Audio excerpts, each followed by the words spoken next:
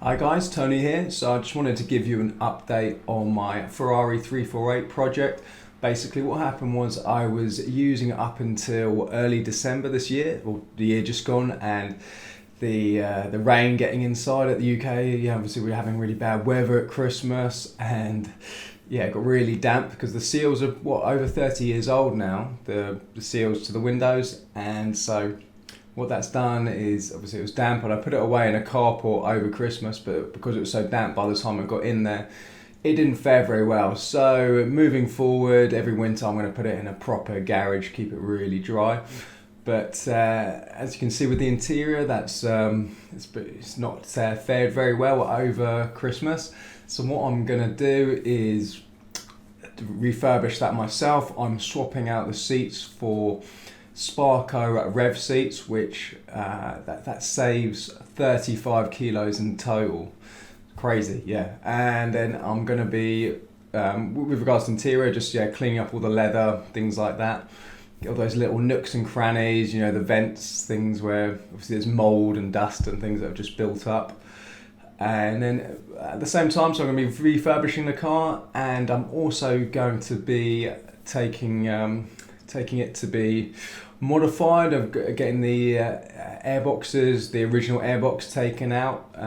Will save a little bit of weight. I'm swapping it for these carbon ones, which that saves the viscosity. Sorry, not the viscosity. The how do I say it? The airflow is that they haven't got these huge tapers. I used to work in the building services industry and used to talk a lot about airflow.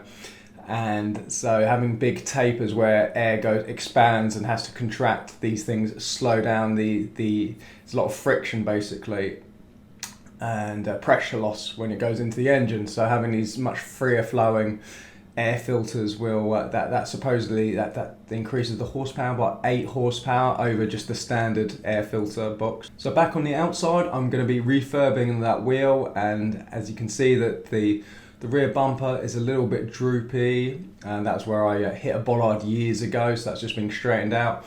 And then the front lip, I scraped that, so I'm going to be doing that myself. I'm not going to be paying someone to do that, so fingers crossed, because it's only right on that on the lip. I'm pretty comfortable with. I've got the paint and everything, and glass fibre. I've worked with that in the past, so it should be okay. For your own health optimization, please check out my company, Epic Genetics. I've been getting some amazing results so far with clients who would have previously been labelled healthy by your typical doctor.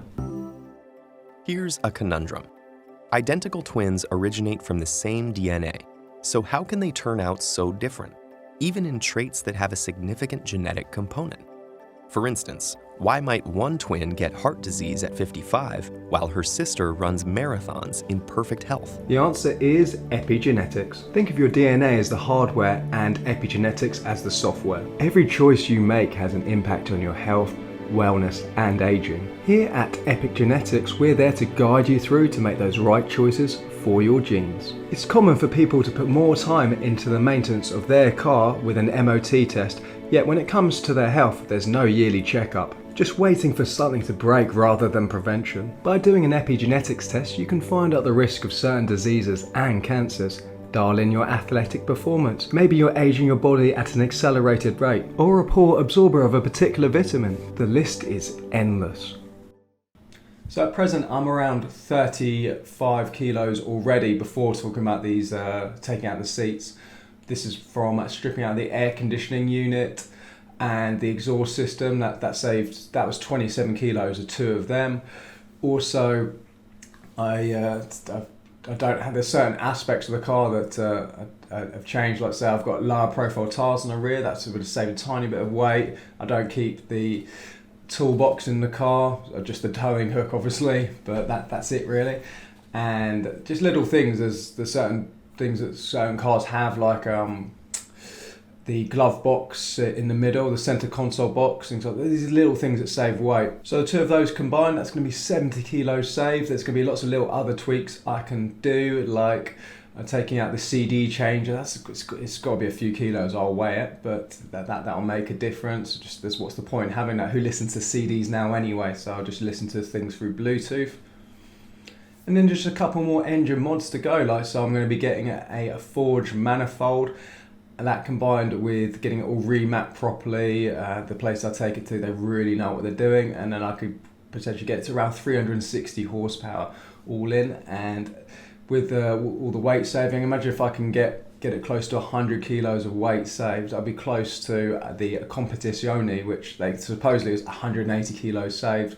I don't know how accurate that figure was from Ferrari, but yeah, this certainly car will be more powerful than that version. And the idea is just to create the perfect ever Ferrari, because you might argue that I'm being really biased here, but because obviously I own one.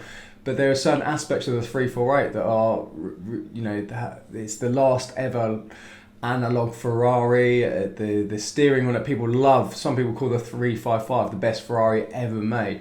But then no one can dispute the fact that the 348 actually has better steering. The 355 was a little bit over assisted, whereas the 348 is really, you can just feel everything. It's the pure go-kart experience. And then you might say, well, what about something more expensive like a Ferrari F40? Yeah, you could argue that, but one, reliability, practicality, things like that, and expense. So I think the 348, if it's tweaked and tweaked and tweaked, it can really be like the pure best Ferrari driving experience that you're not scared to drive it either. It's just it's like a really good all-rounder. It's still very usable. Thanks for watching, and I'll see you next time.